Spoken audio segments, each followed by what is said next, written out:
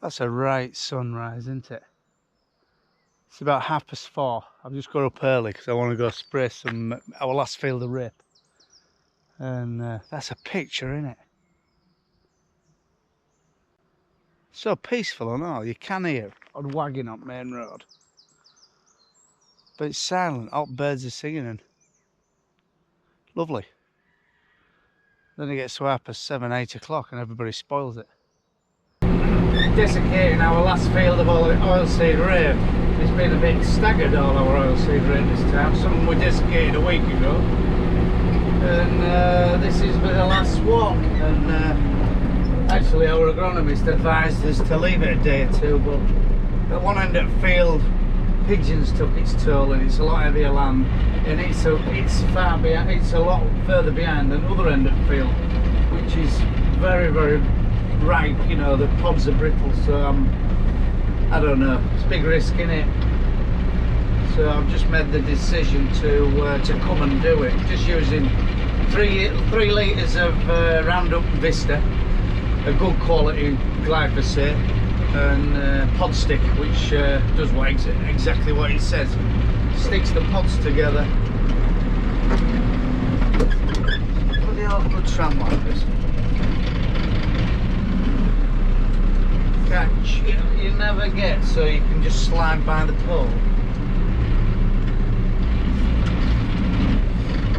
Yeah, job done, the job done. My worry is though, this fine weather's going to change and we're going to get thunderstorms and we haven't insured it, and it's it's looking potentially yield wise nearer the 2 tonne than the 1.5 tonne, which is our sort of average. You know, if we get 1.5 tonne of rape, we're very, very happy. We did 1.57 last year and we were very happy. One field was brilliant, one field was mediocre, brought our average down. But this year I think it's the 2 tonne year, I do. As I say, we've never done it. Price wise, I thought we'd seen oilseed rape with £1,000 a tonne, but I don't think we will. It was £5.50 the other day for harvest.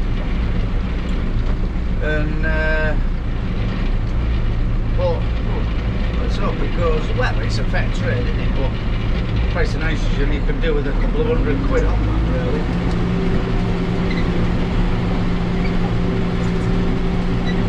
I like to keep my booms quite high.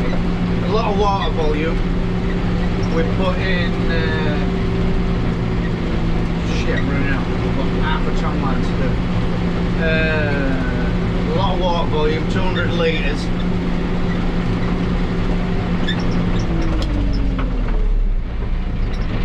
And force it into the bottom of the crop. But if you see here, look, compared to that end, it's as green as grass here, but it's only a small area, so if you wait for that, you'd make your other vulnerable to shedding. So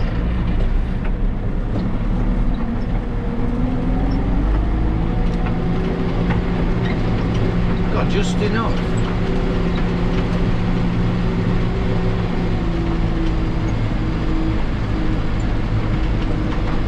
Yeah, just enough. I know you may laugh at these divider things I whipper on front, but I made them about 3 or 4 years ago because we were paddling terribly in tram lines and it just parts the crop. Got to get better so we don't run up much. It parts it, so because we were coming and combining and down the tram lines it was all paddle flat to, absolutely flat to floor. And yeah, me and Phil made them one rainy Friday afternoon because we sort of thought about the problem for years and years, and then we set about to. I know we tested it, it was absolutely pissing down, and it was like in rape about a month before this stage, so we could run through it without damaging it. And oh, we were shocked with results. So yeah, make yourself a set simple frame with a couple of barrels chopped in half, and yeah, they work well. Got an idea off YouTube actually, but the Yankees use them in maize when they're putting foliar feed and and fungicides on their maize when it's about 2 foot tall. But they're bought John Deere ones. Right, another job done. Another job jobbed. Another box ticked.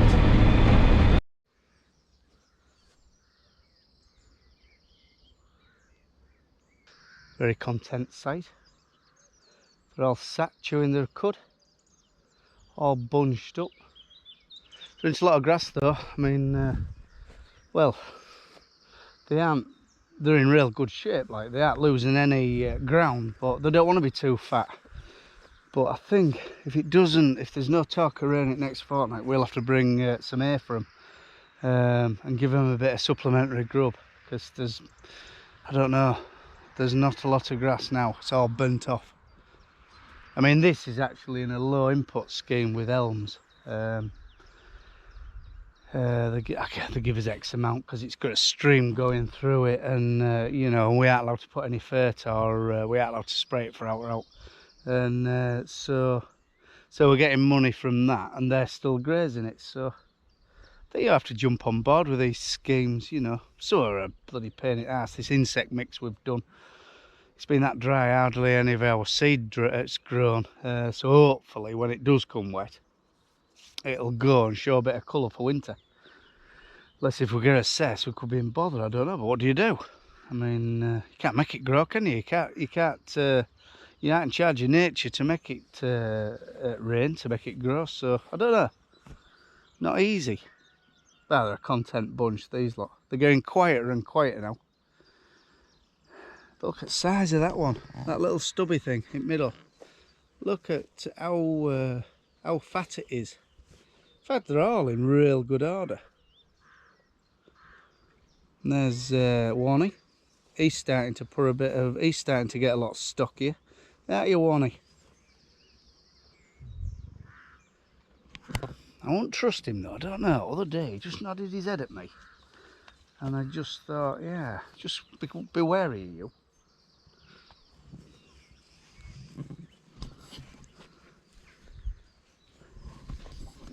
Coming on most days, I just want to get them quiet, you know. I mean, before you know it, the buggers hopefully will be calving at Christmas, so they don't want to be headstrong, and you know, they want to know us.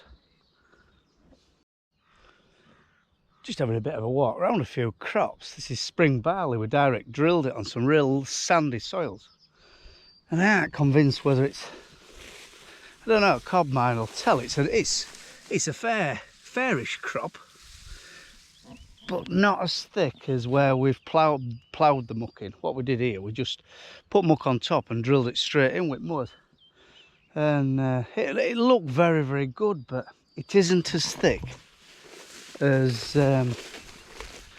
where we've ploughed it. But I tell you what, look at the grains. To say it's been a very droughty time, look at that bold grain. You know, so I mean, combine time will tell, won't it? But we've got some fantastic looking spring barley. I mean, looks too good to be honest. It don't want a lot of stormy weather because it could go down, and I've sort of earmarked this year, because last year we get busy in them on wheat, and then we don't sort of monitor the spring barley. We just sort of automatically think spring barley comes after wheat, and I tell you what, this year we're hoping to sort of monitor it, and before it brackles, you know, now no worse than cutting barley. I would rather cut it at 17% rather than, if there's a few green corns, rather than wait till it's all brackled over in itself and you leave all them heads in field. It's bloody heartbreaking.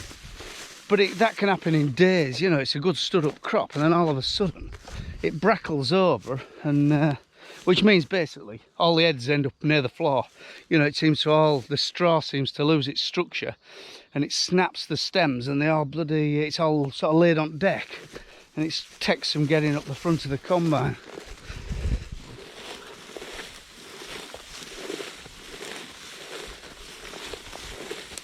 Field of wheat here on some quite sandy soil, and I don't know whether drought is just starting to take its toll. It's lost its the grains are fairly plump, but it's just losing its colour. There's two varieties in here. There's Skyfall in the bottom and there's Revelation at top, and the Revelation has actually coped with the drought, we think, better than the Skyfall. The Skyfall has died off a little bit before. There's a lot more greenery in here in this Revelation, so, but yeah, time will tell. I mean, there's no talk of rain in next fortnight, so I mean, that's it now. To be fair, it's got to a stage you don't want to rain. Let's get it got. And then my worry is when the weather does break, it's going to break. And I'm a little bit worried about my oilseed rape and all, because these real hot days can them bloody thunderstorms with hailstones can knack a job up, and we aren't insured ours this year. We never do. I mean, we just take the risk. I mean, it's maybe a stupid risk where the price is, but in fact we maybe ought to look into it for another, well, we could do it this year I suppose, but because it's looking very promising. I sprayed one off yesterday and it's, well, I'm hoping for 2 tonne, but let's hope.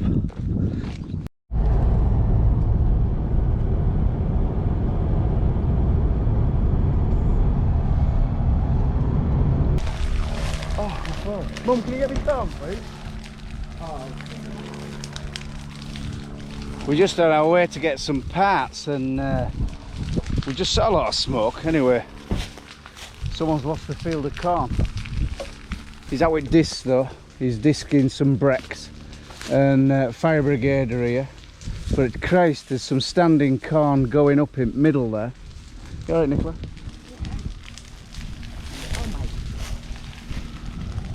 Yeah, he's losing some standing stuff, burning there, look. Is there a combine among it? What's caused it?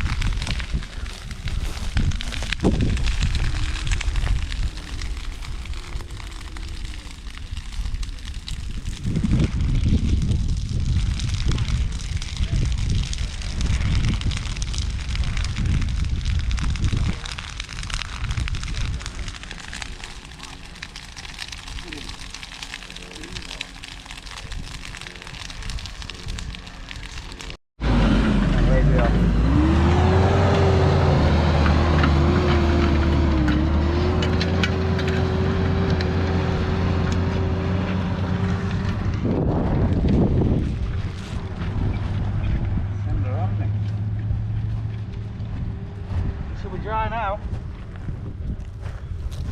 Right, let's go, leave these lads to it.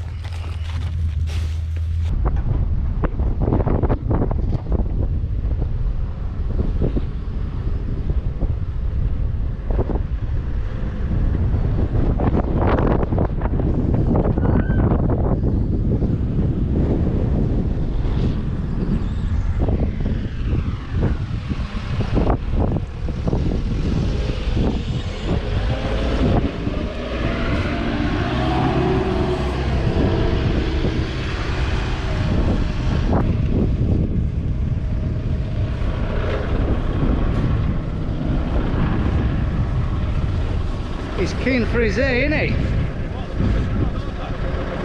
Yeah. They're hungry. Well, there's a lot to eat, is there? He's lame. Oh God. I hope he hadn't hurt him, son. He's fair ran up then, didn't he? Unless he's twisted him, son, running. Is he lame? Come on, Wally.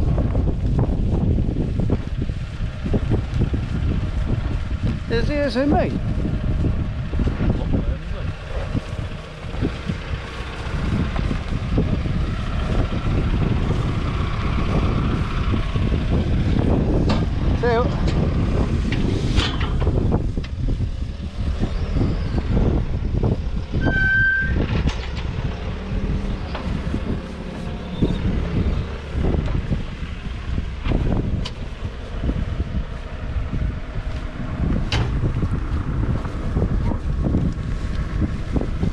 They didn't waste much.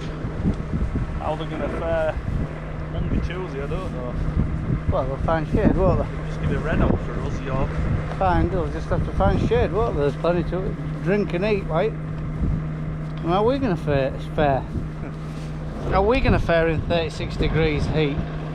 It's going to be hard work for us. You won't want to be shoveling bottom of a bin out or stacking little bales in the apex of a shed, would you? I think he's hurt himself.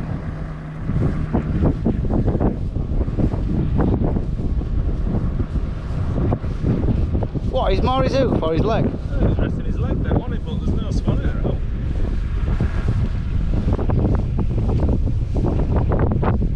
Tell you what, he's holding his hip wrong. Just a little bit of a... We're a bit worried about Warner. He's got his back foot, the furthest one away, is a bit clicky. I don't know whether he's running on this hard ground. He's hurt it. We don't know, but